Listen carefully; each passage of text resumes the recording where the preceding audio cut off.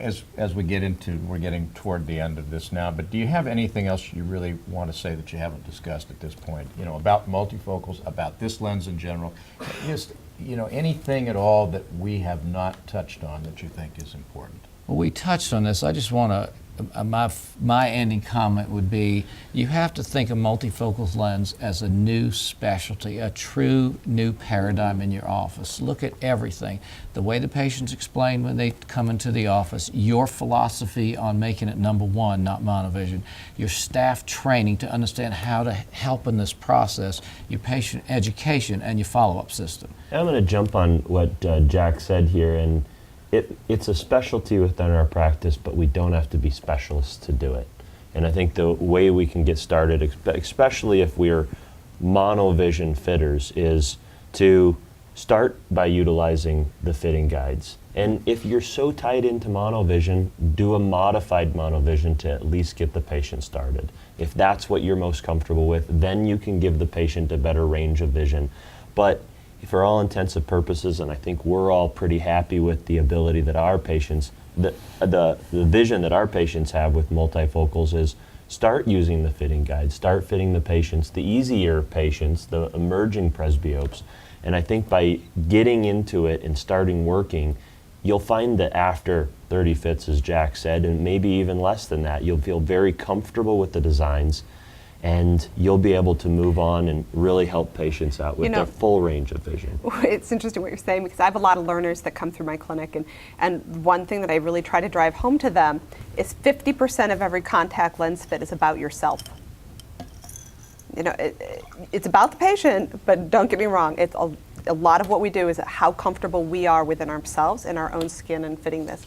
And I think in order to really stand apart, or even to offer at this point, what I'm going to go on record as saying is standard of care out there. Okay. We have to feel comfortable with fitting this modality and these lenses that are out there. It's standard of care. And in order to get there, we have to feel comfortable within ourselves of offering that and offering how we're going to manage that. One of the things that I'll say, and this goes back to the beginning point of how many people we have going to the population that's heading here, is, as someone who has a retail and is just starting in a private practice that I'm buying, where can I differentiate myself? Where can I create more patients? But more importantly, you cannot discount a segment that's this large. You can't take a segment of people who are presbyopic and say, I'm going to fit them with this square peg in the round hole. I definitely have to use, you know, you build a practice based on how well you take care of an entire family. And that means son and daughter, mom and dad, grandma and grandpa. You know, and you want them all to be able to come into your practice to be dealt with, not just with their medical issues, obviously, but with their refractive issues.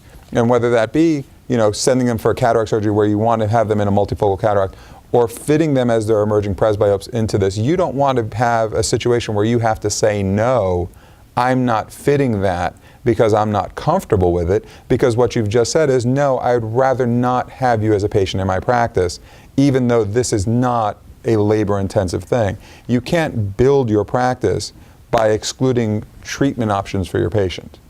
Well, you know, the face of presbyopia used to look exactly like me. It's the early presbyope female, right? And we used to say that that is the patient who drives the practice. That is the mom, the gatekeeper to the whole practice. That's not the face of presbyopia anymore. It's only half the face of presbyopia, because dad is in that practice as well, and they equally want multifocal lenses just as much as the women in your practice now. And that's a paradigm shift, really, even in the last 5 years that we're seeing. Right. I mean, to me, it's a no-brainer. I don't like saying no to a segment of my population. Whether it be in the private side, because there's so many different options of what you can sell them in the dispensary, but even in the retail side, where the retail side, everything I make is based on what my fitting fees are, and what my, you know, so obviously the more specialized the fit that I give the patient, the better my bottom line looks at the end of the year. And especially when you talk about like a practice like Dave's, and I know your practice is amazing because of all the people that I've heard about, but at Dave's practice I have a little more familiarity in talking with Dave, is he can sell multiple things to multiple people based on the simple fact that every tool available to him, he gives to that patient so that they're happy all the way around, and they thank him for it, and they thank me for it, and then they bring everybody else, and then Missy makes it to my practice too because, you know, somebody else has heard about it and things like that. And you become the community doctor. Your practice is built on your reputation, and people come to me for the reputation that I've built within my community and what they think that I'm able to do with them. And they always will.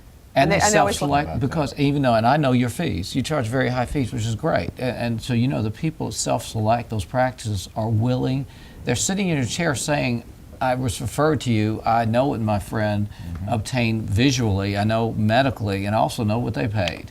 And I'm sitting here. So they're sort of giving you the assumptive philosophy that I I'm raised my here to fitting give fees. me the best care. I raised my fitting fees on all my specialty. I'm almost exclusively specialty fits at this point.